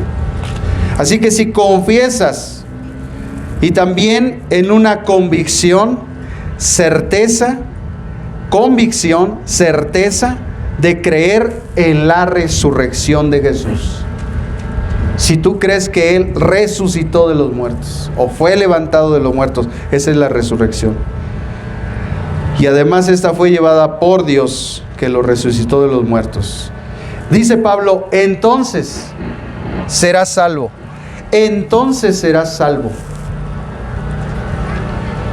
Entonces ya ve que ser salvo no nada más es hablar con la boca, también es una práctica y una certeza en nuestro corazón de que Cristo resucitó, es decir, que Él vive. Hay algo aquí adentro que nos dice que nuestro Señor vive y que yo voy a vivir con Él. Y nosotros encontramos todo el apoyo, hermanos, todo el apoyo, esto que les acabo de decir, en la primera carta a los Corintios, en el capítulo 15. Lea 1 Corintios 15 y ahí está Pablo diciendo, este es el evangelio que yo he recibido, que Cristo padeció y murió y resucitó al tercer día según las Escrituras. Ya estaba escrito, ya estaba profetizado. Así las adversidades, amados hermanos, las adversidades de este tiempo y que están en el programa de Dios en nuestra vida y que cada uno de nosotros enfrentamos, solo las podemos enfrentar de dos maneras. Este mundo está enfrentando estas adversidades de dos formas. La primera es confiando en Dios y la segunda es sin confiar en Dios. Aceptar su voluntad, en pocas palabras, o no aceptarla. Así es como tú te enfrentas a las adversidades de este mundo, confiando en Dios y aceptando su voluntad, o no confiando en Él sin aceptar su voluntad. Y eso, amados hermanos, le pasó a Jesús en el versículo 21. Le era necesario subir a Jerusalén, padecer mucho, morir, pero resucitar. Y usted se preguntará, ¿qué mantuvo a Jesús en la esperanza? Que Él iba a resucitar. ¿Qué nos mantiene la esperanza? Que aunque moramos aquí, resucitaremos. Y un día estaremos otra vez en la tierra, con otro cuerpo, pero a los lazos y a los brazos, bajo la sombra del Altísimo, bajo las alas del Omnipotente, nuestro Señor Dios y Salvador Jesucristo. Por eso, amados hermanos, hacer la voluntad de Dios debe de ser para nosotros una satisfacción. Porque Jesús, a pesar de lo que padeció, lo que sufrió, ya conocen toda la historia, pero muchas veces la gente no la entiende. ¿Sabe? Hace algunos años yo batallaba mucho con mis pecados, como usted también batallaba, porque yo también fui congregante como usted un día, y yo batallaba mucho, y yo ya no quería pecar, yo ya no quería hablar como hablaba, pensar como pensaba y hacer lo que hacía. Entonces un día en oración estaba yo ahí y le dije, Señor, ¿cómo dejar el pecado? Lo aborrezco, yo ya no quiero nada de esto. Y ahí quedó mi oración. Al siguiente día encontré a mi pastor y le dije, pastor, fíjese que estoy harto de pecar, ya no quiero esta vida. He aborrecido tanto el pecado que cada que peco me siento tan miserable. Siento que le fallo tanto a Dios y me siento tan aborrecible. Y ¿saben cuáles fueron las palabras de mi pastor? Me dijo, me abrazó y me dijo: ve a la cruz. Ve a la cruz. Y yo dije, ¿así de simple? Parece simple, pero no lo es. Entonces llegué al trabajo a los siguientes días, y un día estaba en la computadora de la administración haciendo mis trabajos, porque yo no tenía computadora en el servicio médico, y estaba yo haciendo los trabajos en el escritorio de recursos humanos. Me habían prestado la secretaria su computadora y estaba yo ahí trabajando en la noche. Terminé y entonces cerré mis ojos y me incliné, empecé a orar y le dije al Señor: Señor, enséñame qué es esto que me dijo mi pastor de ir a la cruz. Entonces sentí un deseo tan profundo de postrarme en ese momento ahí delante de la oficina, y me postré. Entonces empecé a ver como una imagen en mi mente del camino de Jesús a la cruz. Fue como una película, hermano. Fue algo que no puedo explicar. Empecé a ver desde que Jesús estaba en el Getsemaní y cómo Él estaba derramando sudor con sangre y con una opresión demoníaca tan impactante en su corazón, tan terrible, que me empecé a sentir conmovido de ver esa tristeza de muerte de Jesús, esa desesperación, porque Él amaba a Israel.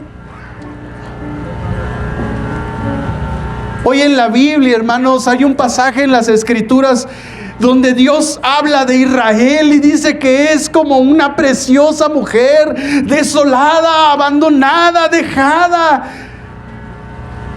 y que Él la recoge y la limpió y la bañó y la perfumó y la bendijo. Y además, a pesar de todo lo que hizo, porque se prostituyó y se fue tras dioses falsos, y Dios muestra cómo Él amaba a Jerusalén, cómo Él amaba a Israel, y a pesar de su prostitución. Y hermanos, esa palabra es tremenda, porque además dice que era adúltera. Y yo no sé, hermanos, si tú sepas o lo hayas experimentado, pero la gente que ha experimentado un adulterio, una traición, lo que se siente en el corazón, el dolor tan profundo. Pero Israel lo había hecho muchísimas veces. Dice: me traicionaste con el amorreo, con el jebuseo, me traicionaste, y le da una lista mínimo como de 15. Y yo no sé, cuando somos traicionados, cuántas veces seremos capaces de perdonar a alguien que nos traicionó. Tal vez una, tal vez dos. Ahí mínimo Dios pone 15 pueblos con lo que su pueblo lo adulteró y fornicó y manchó su vida.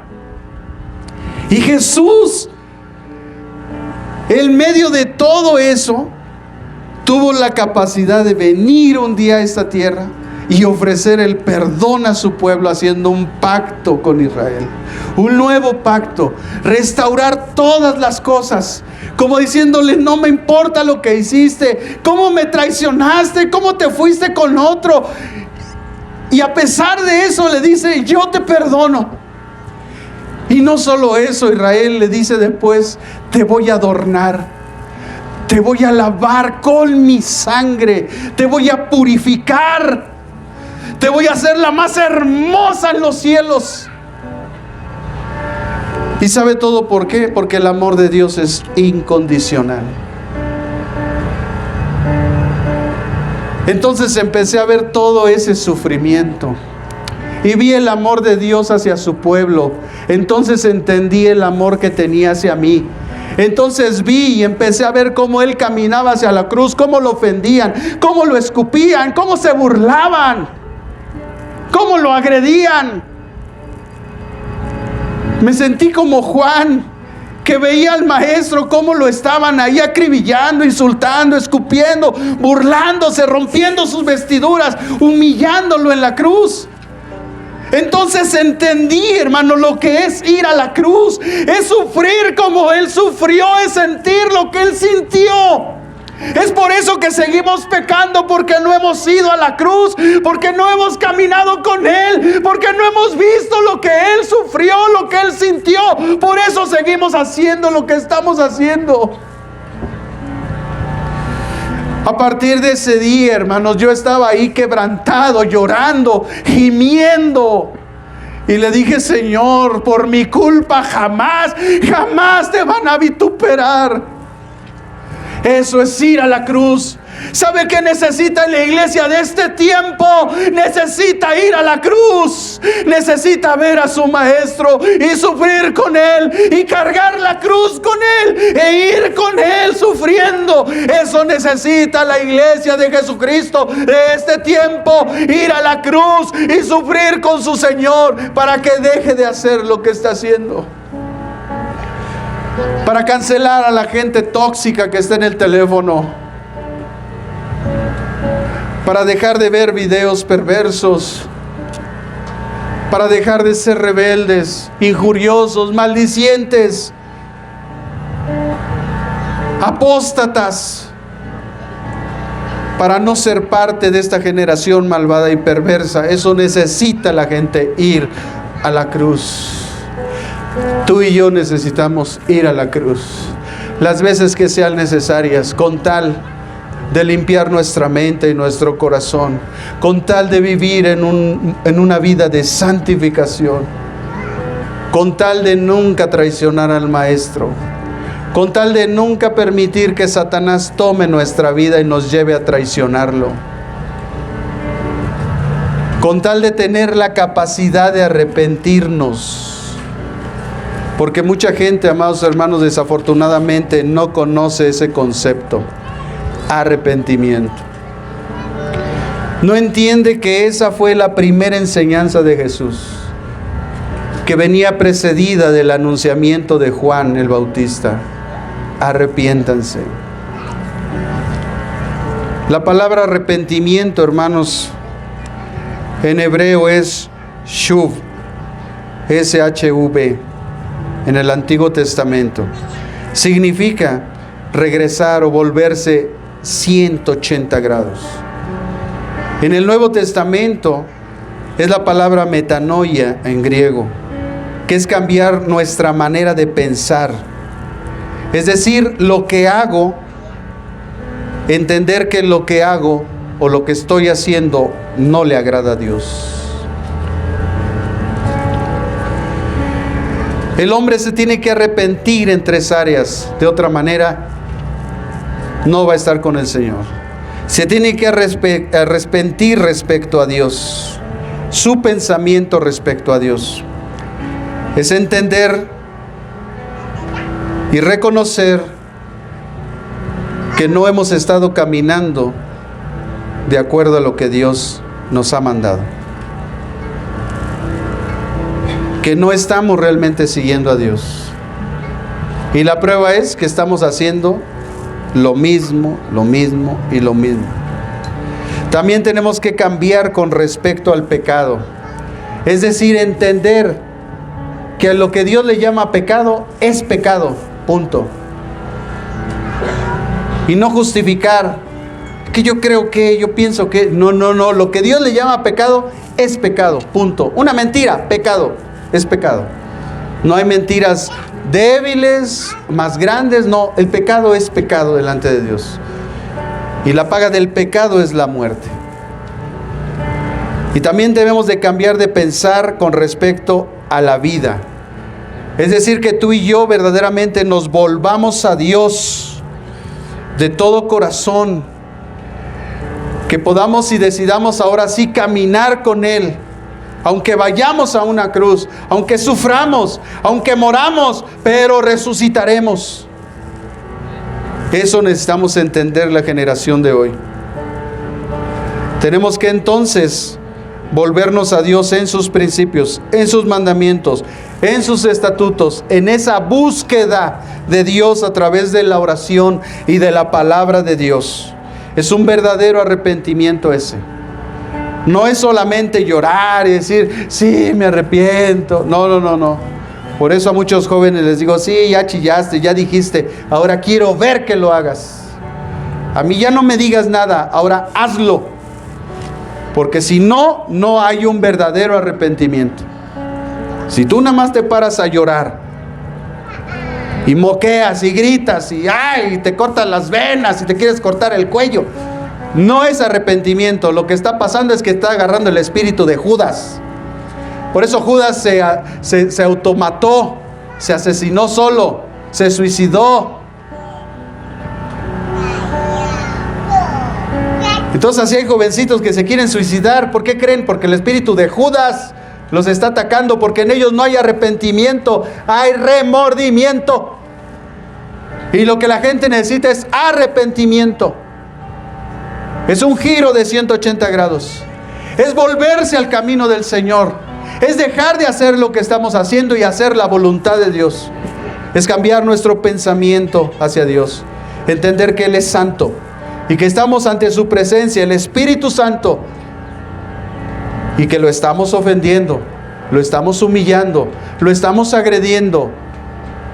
Y es por esta carencia del conocimiento de la presencia del Espíritu Santo en nuestra vida, porque no hemos estudiado esa rama de la teología que es la neumatología, que no entendemos que el Espíritu Santo de Dios está aquí. Que aquel que dijo Jesús, cualquiera que blasfeme contra el Hijo, le va a ser perdonado. El que blasfeme contra el Padre, le va a ser perdonado. Pero mire, hermano, eso es lo que la gente no entiende. Jesús dijo, pero el que blasfeme al Espíritu Santo, ese pecado no le va a ser perdonado ni en esta generación, ni en la venidera. Jesús estaba anunciando la presencia del Espíritu Santo, de la misma santidad de Dios en nuestra vida. La santidad de Dios está entre nosotros. Por eso, amados hermanos, necesitamos ir a la cruz. Tú necesitas ir a la cruz. Tú necesitas caminar con Jesús y ver todo lo que le pasó. Si tú un día con todo tu corazón le dices, Señor, llévame a la cruz, yo lo hice. Y el Señor me llevó y entendí muchas cosas. Solamente así es que vas a dejar de hacer muchas tonterías que estás haciendo. Porque vas a entender lo que Jesús hizo. Por eso hay una pasión en mi corazón y cada que recuerdo esa experiencia me lleno de pasión. Porque pude ver lo que es la cruz, lo que Él sufrió. Escuchaba sus palabras, veía su rostro ensangrentado, veía el sufrimiento por mi causa. Oye, porque tú puedes ver que alguien sufra porque pues se lo merece, pero cuando tú ves a alguien que no lo merece, alguien que injustamente fue llevado, a alguien que fue vituperado, insultado, agredido, maldecido, burlado, y está ahí injustamente. Oye, como ahora todos nos sorprendemos y vemos en la televisión a Ucrania y vemos los muertos ahí, el corazón se conmueve. No tanto, hermanos, por las bombas y los muertos, sino porque hay gente que no lo merece. Ellos no merecían morir. Y por eso se indigna el corazón, porque uno ve niños que están muertos, tirados, despedazados, sin un brazo, sin la mitad del cuerpo, sin cabeza. ¿Y todo por qué? Por la avaricia del hombre. Porque injustamente están muriendo. Y cuando tú ves eso, como con Jesús lo que pasó, que Él murió injustamente, es cuando se indigna el corazón. Pero esta indignación nos debe de llevar a cambiar la vida, a cambiar nuestro comportamiento, a perdonarnos, a amarnos, a respetarnos. Porque tú puedes decir lo que tú quieras, pero la Biblia dice, en esto conocerán que son mis discípulos si se aman los unos a los otros. Es el amor lo que demuestra que somos hijos de Dios.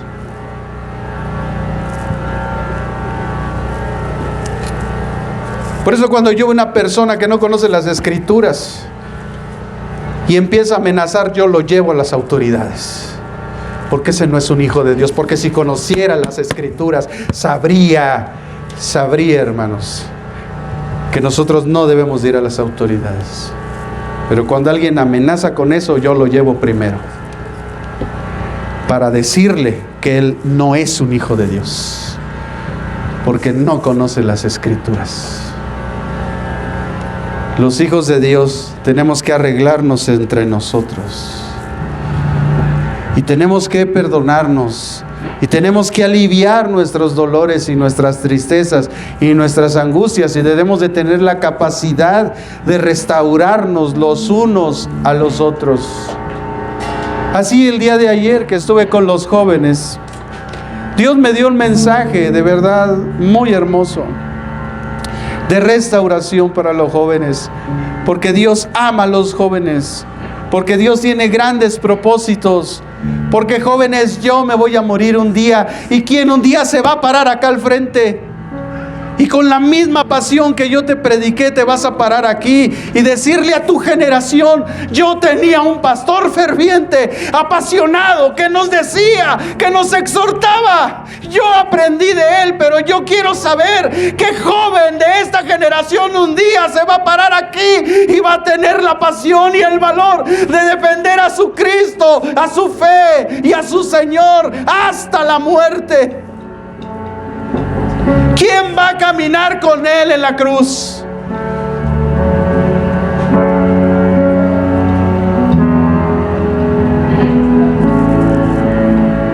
Así que lo mismo pasa en la congregación. No es casualidad lo que ayer compartí con los jóvenes, y tampoco es casualidad lo que hoy estoy compartiendo en esta iglesia. Y yo creo, iglesia, que este es un tiempo de restauración, porque si Cristo viene, Él necesita nuestra santificación. Si Cristo no viene, tú un día te vas a morir y tú tienes que estar listo. Y todos los acontecimientos que están pasando ya te debieron de haber revelado que está muy pronto que el Señor se manifieste en nuestras vidas. Yo no me quiero quedar aquí. Yo me quiero ir con mi Señor. Y si aún estoy aquí, es por causa de ustedes. Por causa de ustedes. Y qué bueno, hermanos, porque eso Pablo decía: yo sé que es mejor estar con mi Señor, pero también con ustedes es necesario. Así es que ya no sé qué decidir.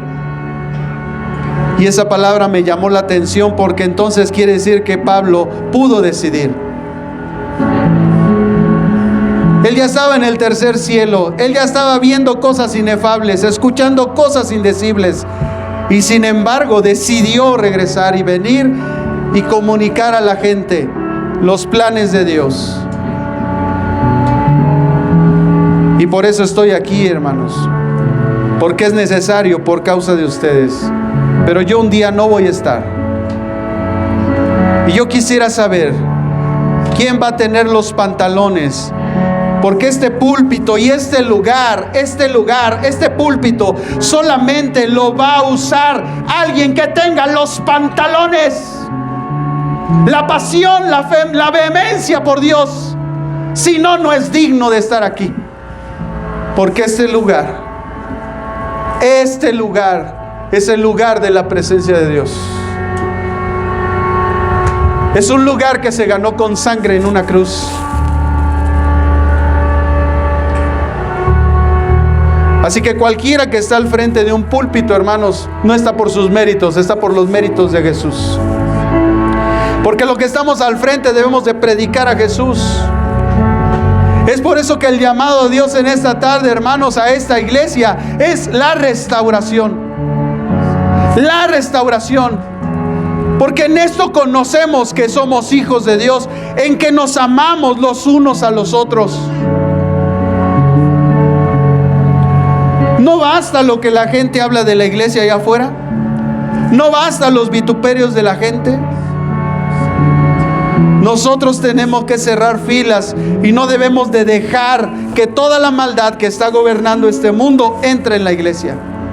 Y la única forma es venciendo el mal con el bien. Es que entre nosotros haya una restauración. Es que entre nosotros tomemos hoy la decisión de no vivir en desavenencias, en problemas, en circunstancias. Por eso la invitación de hoy es que te pongas de pie. No voy a hacer lo que hice con los jóvenes porque se va a hacer un relajo, pero ¿saben lo que hice con los jóvenes? Estaban todos los jóvenes así. Y lógicamente estaba Chana con Juana, ¿verdad? Petronila con Godofreda, ¿verdad? Las uñas sin mugre. Y les dije a los jóvenes, a ver, todos van a salir de su lugar y se van a ir a otro lado. No sé dónde. Entonces salieron, pero yo me di cuenta que Pancha iba atrás de Petronila. Y le digo, no, así no es el asunto. A ver, Pancha, deje a Petronila y váyase por allá. Entonces se mezclaron. Y después que se mezclaron, les dije, ahora sí, ¿ya viste quién está a tu lado? A lo mejor está tu peor enemigo. A lo mejor al lado tienes aquel que tú dices que te está viendo, que te está criticando, que te barre. Y la otra chismosa, sí, mana, yo vi que te barrió. Ay, sí, no. Chismosas. Ahí tal vez lo tienes. Pues ¿sabes qué? Si tú eres entendedor de lo que Cristo hizo, tienes la capacidad de perdonar. Así que sal de tu lugar, voltea con el que está a tu lado y lo primero que vas a hacer es que se pidan perdón mutuamente, que restauren su relación. Pero después fuimos a lo más tremendo, ¿no? Porque fácil, ya, qué bueno, no me tocó el que más odio, qué bueno, gracias Dios. No me pusiste al fariseo ese, bueno. Pero después les dije, ahora sal de tu lado y ve, porque eso es lo que dice la Biblia, hermano. Si nosotros somos verdaderos cristianos, debemos de ir con esa persona que sabemos que tiene situaciones conmigo y todo esto. Y saben, hermanos, son cosas que a veces Dios pone y que usted dirá, bueno, es que yo esto lo he hecho muchas veces, sí, yo lo sé, pero ¿por qué Dios lo manda seguido? Porque precisamente hay una señal que en esto se conoce, que son discípulos, en que se aman los unos a los otros. ¿Y saben lo que está haciendo esta iglesia? Esta iglesia está buscando esa unidad con las demás iglesias. Y ya estamos orando por las iglesias. Y ya estamos orando por los pastores. Porque les vamos a hacer un desayuno. Porque los vamos a honrar. Porque les vamos a decir que esta iglesia de Nextlalpan los ama, los respeta. Que nosotros no queremos división, que nosotros no somos parte con este mundo y este sistema satánico. Nosotros somos parte del cuerpo. Y el cuerpo se ama, el cuerpo se respeta, el cuerpo busca la unidad. Yo sé que habrá quien no acepte la invitación, yo sé que va a haber quien no venga, pero yo estoy orando por el cuerpo, por los hijos de Dios, por los pastores que son de Dios, por las congregaciones que son de Dios, para que vengan aquí, para que sepan que nosotros los amamos, que somos parte del cuerpo y que Cristo está en nuestro corazón. Y que si el mundo se está dividiendo, se está resquebrajando, se está destruyendo a sí mismo, la iglesia de Jesucristo no se va a desunir ni se va a destruir.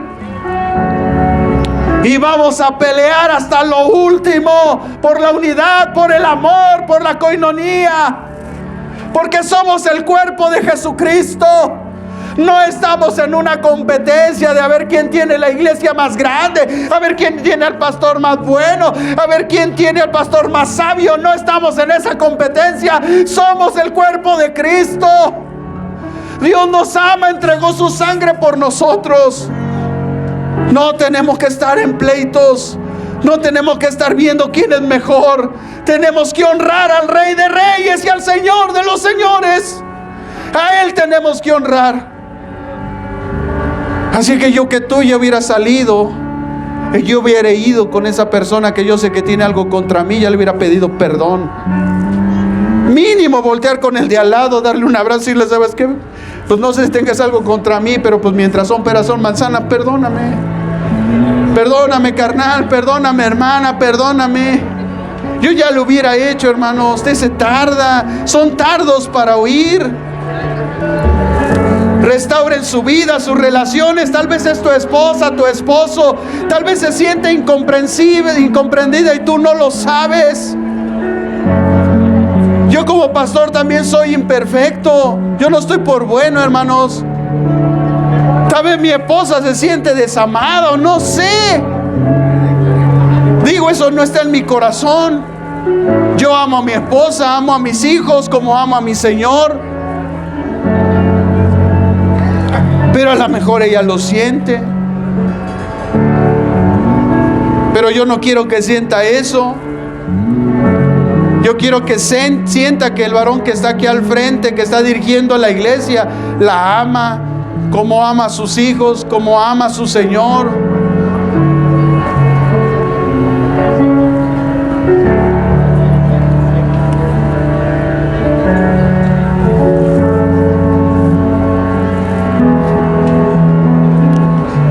En la primera carta del apóstol Pedro, en el capítulo 4, el apóstol Pedro dijo: el tiempo está cerca.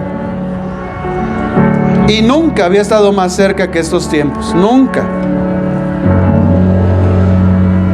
Y dice la Biblia que entre más nos acercamos al último tiempo, tenemos que aferrarnos más a Dios.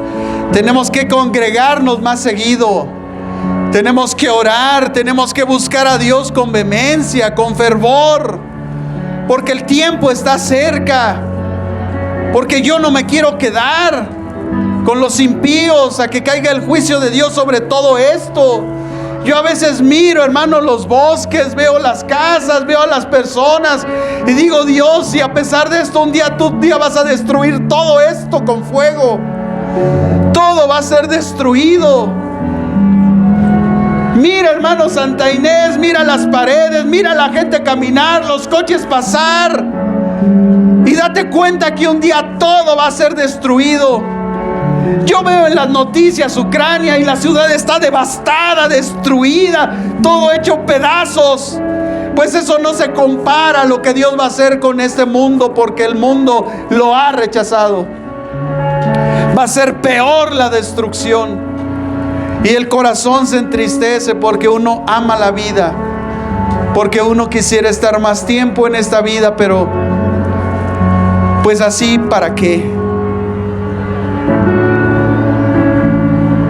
Pero si esto no te trae, hermano, una reconciliación, un cambio de pensamiento, un arrepentimiento sincero para que tu vida cambie, yo no sé qué lo va a hacer. Pero tal vez el día que lo quieras hacer va a ser muy tarde. Por eso hoy es el día. Hoy es el día que Dios ha destinado para esta restauración, para esta paz. Jesús subió a hacer la paz. Se encaminó a un proceso horrible, tremendo. Nosotros no estamos en ese proceso. ¿Cómo no hacer la paz con mi hermano? ¿Cómo no hacer la paz con mi esposo? ¿Cómo no hacer la paz con mi esposa? ¿Cómo no hacer la paz con mis hijos? ¿Cómo no hacer la paz en la iglesia? Si Jesús se caminó a un sufrimiento, a una muerte por nosotros. Y nosotros a veces no nos sentimos con la capacidad de dar 3 pasos e ir con el hermano y pedirle perdón y decirle: hermano, perdóname. Mamá, perdóname. Oye, ya cuando están en el sepelio, ¿para qué lloras? ¿Ya para qué? Hoy es el día de la restauración. Hoy es cuando tienes que pedir perdón. Hoy es cuando tienes que restaurarte. Hoy es cuando tienes que romper con esas ataduras. Hoy es cuando tienes que perdonar y vivir una vida correcta a los ojos de Dios. Por eso la Biblia dice que debemos de contrarrestar el mal con el bien. El mal está tocando a nuestra puerta, pues vamos a hacer el bien. Vamos a cambiarle la moneda al enemigo. Y entonces todos, hermanos, todos en este lugar, renunciemos a la maldad, renunciemos al pecado, renunciemos a todo aquello que esté estorbando en nuestra vida. Renuncia a tus traumas, ya quítalos de tu corazón. No te sientas la niña que la mamá no quiere. Es que yo siento que quieren más. Por eso, a ver, yo quiero que todos los jóvenes, todas las jovencitas y todos los varones y todas las mujeres de cualquier edad que sientan que no han sido amados en su vida, vengan aquí al frente, porque Dios les va a dar una oración. Yo voy a orar por ustedes para que Dios les quite eso de su corazón, el desamor, que se sienten despreciados, que se sienten desamados. No han entendido que aunque el padre y la madre nos dejen, Dios nos va a recoger. Él nos ama. Pero esos traumas ya no deben de estar en la iglesia. Nos tenemos que sentir amados. Pasen. No pueden decir, no, es que no, tú te sientes, tú sabes. Tú dices, yo me siento desamado, incomprendido. Eso se tiene que restaurar. Eso se tiene que quitar. Nos sentimos abandonados, nos sentimos que nadie nos respeta, que nadie nos toma en cuenta. Eso no debe de ser así. No hay más valientes, pasen. Esto es de valientes, hermano. Esto no, no, si paso, ¿qué van a decir de mí? Es de valientes. Es de valientes venir al frente y decir, sí, yo reconozco que me siento desamado, incomprendido. Siento que mi papá le dan más cuidado a mi hermana, a mi hermano, y yo no siento que a mí me tomen en cuenta. Todo eso hay que renunciar en nuestra vida. Hay que hacer que Dios quebrante las obras del diablo. Para eso vino el Hijo de Dios, para deshacer esas obras del diablo. Él nos pisoteó, Él nos escupió, Él nos humilló. Pues ahora es el tiempo de regresarle y de decirle, no me importa, ahora sé que hubo un propósito en Dios. No me voy a sentir desamado, no me voy a sentir solo. Tú estás conmigo porque tú me amas. Por eso dice la Escritura, mirad cuál amor nos ha dado el Padre para que seamos hijos de Dios, para que seamos llamados hijos de Dios. Tú no entiendes que en la antigüedad, cuando Jesús se dijo hijo de Dios, por eso lo mataron, porque Él se hizo hijo de Dios, lo tacharon de blasfemo. Hoy tú puedes decir soy hijo de Dios y no te apedrean, ni te matan, ni te llaman blasfemo. ¿Por qué? Porque eso lo conquistó Jesús en la cruz, para que tú y yo nos dijéramos hijos de Dios con libertad. Tú eres hijo de Dios. Tú no eres cualquier persona. Ya no escuches al diablo, ya lo escuchaste mucho tiempo. Ya dijo, ya te iba a llevar a que te mataras, te suicidaras. Ya, déjalo de escuchar. Ahora escúchame a mí. Tú eres hijo de Dios. Él dio su sangre por tu vida. Tú eres valioso para Dios. No importa lo que hicieron tus padres, no importa si te rechazaron, Él no te va a rechazar. Él va a estar contigo. Él te ama, Él no te va a dejar.